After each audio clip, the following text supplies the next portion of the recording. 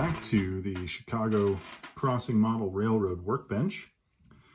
Today I was inspired by a video from last week from my fellow Chicagoan Dr. K. Enscaler, who was doing some wonderful work to put mortar inside of the brickwork of one of his factories on his layout. And that inspired me to go back to some of the ways in which I have done brick and mortar for my layout, as well as some of the detailing approaches that can help get you really beautifully varied brickwork in an N-scale building. So the building I'm going to work on today, you can see it here. This is actually the front office for the Walther's beverage distributor, and I've already gotten it kind of done from a basic level. These are mid-century buildings, and one thing about the mid-century architecture is there was a lot of style stone. This is a common thing, again, you find up in the Midwest, but really any building of this era. And these little spots in between these windows were basically just, more or less open bays as this type of building was built. And then it was filled in with, the window as well as upper and lower areas. That way you could kind of have a window as high as you wanted it. But what you'll often see in these buildings is a type of stone applique that moves up and down above the window as part of the style of the building. In this case, this is literally just white glue with railroad ballast. And if you add a little bit of India ink, it can help to provide a little more dimensionality and variety to it. But that's really how you get that effect. You just have to gently press it in and make sure that when you're done, you get it out of the window frames and things like that, because ordinarily this would be an artificial applique. So what I'm going to do is to post a couple of photos of brick. The thing that we all recognize is brick is never a unitary color. You look here, this is a chocolate brown building. It almost looks as if the brick would have been painted, and that's how you get this sort of color. But no brick is like that if it hasn't been painted. So what we're going to go for is essentially sort of a one-stop approach to getting both the mortar as well as to start the process of getting the variegations in the color of the brick. And this is a technique that uses primarily Tamiya paint. In this case, I've got buff. That is the color I'm using for my mortar. And that's having spent a lot of time staring at some buildings in Chicago. Depending on the aggregate that you use for the mortar, a lot of times it actually is more this color than it is, say, a true white. And so for that, Tamiya buff is a really, really good color. And so what I'm going to do is I'm going to take a very, very small brush. This is a 20-0. You can kind of see it there. It's an Atlas brush. This is kind of one of my go-tos. I've got a lot of different brushes. This one works just fine for this application. And the approach here is going to be, again, holding the building level. I'm basically going to take paint and I'm going to just dab it gently into different areas. And you'll watch the capillary action occur as the paint actually moves into the brick. All right, so I've got the camera handheld, so I apologize for any little shakes and jitters as you see this, but I want to make sure that we get the correct focus here. So I've got dilute Tamiya paint. I'm going to just dip the brush in, very tip, and then come over to the building and basically just apply it. And what you can see is you can see the capillary action, taking the paint and sort of moving it into the brick. Now, the other thing you notice is that I'm not, particularly worried about having some of the brick show up as lighter versus darker. And that's actually a key component of the technique, is you're allowing the liquid to move into the brick to constitute the mortar. But the other thing you're doing is you're using this very thin paint to provide a chance for some of the brick to become lighter and in relative terms than some of the other. And so what that means is you go about kind of a random pattern here. So just drop it directly in. It will continue always to move via capillary action. As you can see, down at the bottom there. And so what you end up with is basically something that initially looks maybe a little bit crude from the top as it dries, but nonetheless what you're noticing is the brick is now essentially a different set of colors. So you can see both light brick and dark brick. The other thing you can see is that there is in fact mortar, or what looks to be mortar, in between the joints of the brick.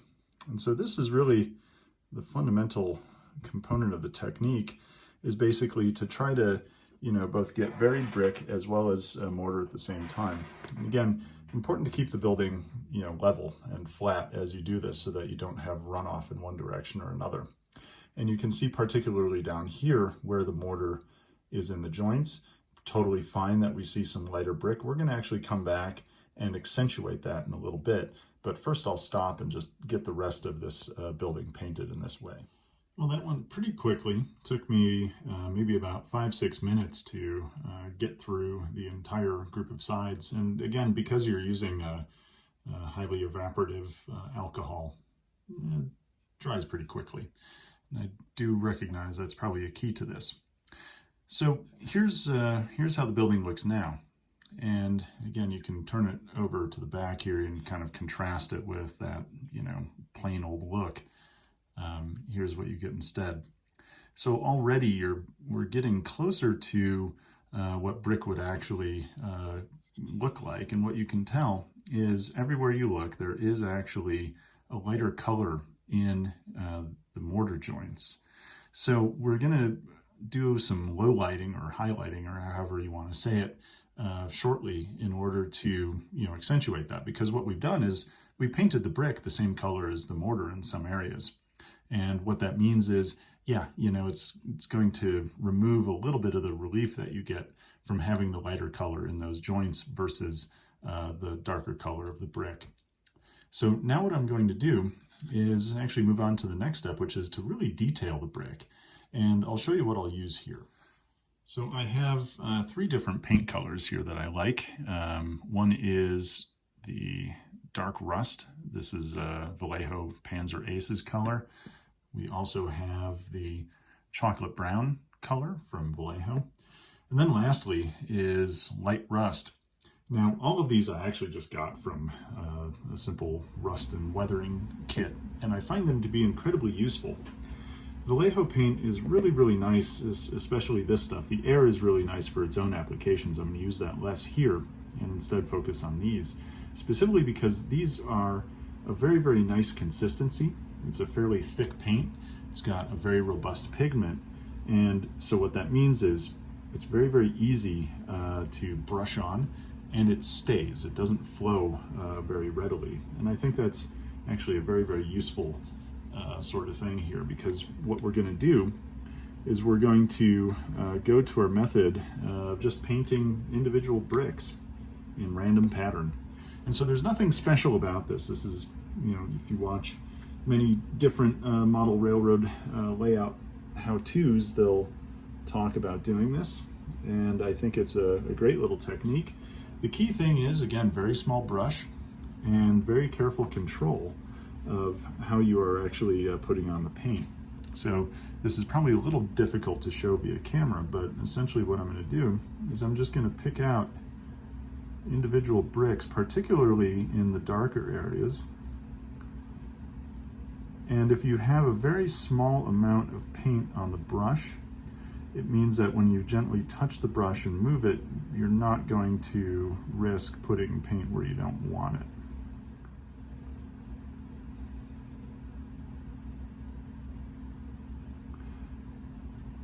And don't have to overdo it. You just want a random pattern. Don't forget the bricks, kind of on the ends too. This sort of stuff would be random. And so you want to make sure that you get at least a reasonable number of bricks. You don't have to go crazy with it, but at the same time, making sure that you pick out some randoms. And where you've had a heavier application of buff, make sure to keep some of those bricks, like the ones that are really, really light, because that will provide, variety in the other direction.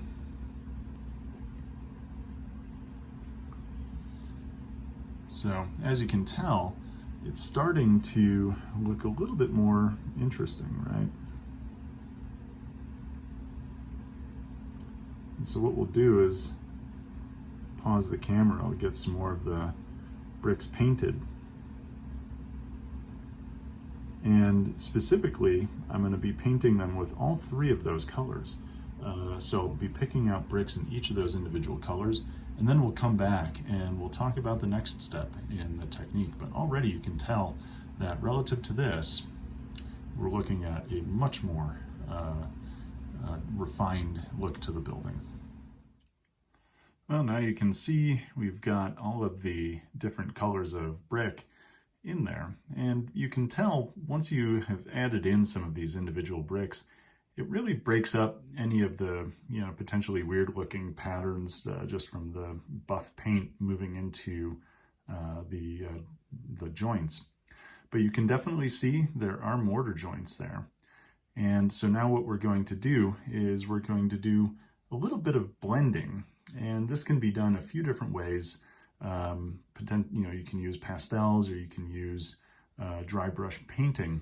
I'm going to take the dry brush approach, and what I'm going to do is I'm going to go back to the base color, which in this case is the chocolate, and I'm going to use that to just brush very gently over this brick wall. What it's going to do is both dirty it a little bit, but it's also going to provide a little bit more contrast because it's going to darken the brick overall.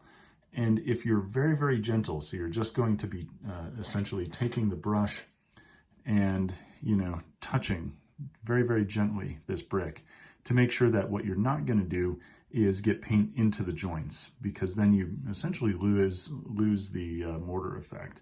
So we're going to go ahead now, load up the brush, make sure we have just a little bit on, and then see if we can't go ahead and get a little bit of extra contrast for the brick.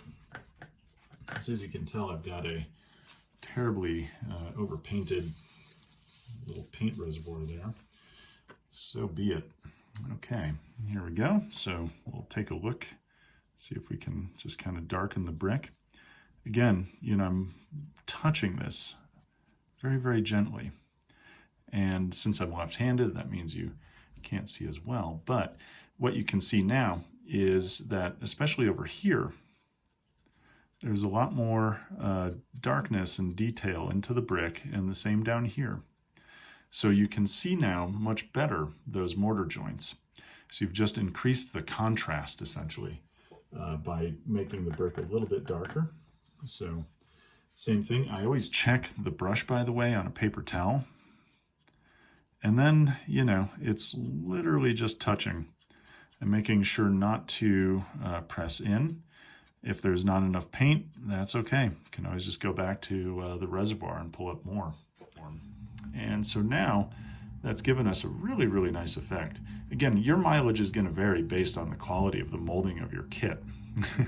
And you can tell this chimney is actually just a kit bash from a different kit. I'm not actually sure what the heck that kit was, but if we go back on here and dry brush, again, you can see that you can once again see a little bit more definition and a little more contrast between the brick and the mortar in these joints too. So if you wanted to know why Chicago Crossing has taken like 7 years to get to the stage that it is for being a door size layout, this is why. Because I spend a lot of time sweating all these little details just to try to make the zoom up look really, really nice.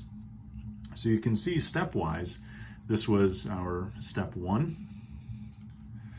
This is kind of, more step 1 and then step 2 with a little bit of the finishing of the dry brush. And that's kind of our completed wall over here. So that'll look beautiful in any setting, especially when you like to photograph the layout. I think that'll look really good. Well, let me know what you think in the comments. Have you tried to make your own brick in this sort of way? Have you used a different approach that you really like? What about acrylics versus oils? I've seen people swear by one versus the other. Should we do an experiment at some point? Let me know in the comments, and see you next time.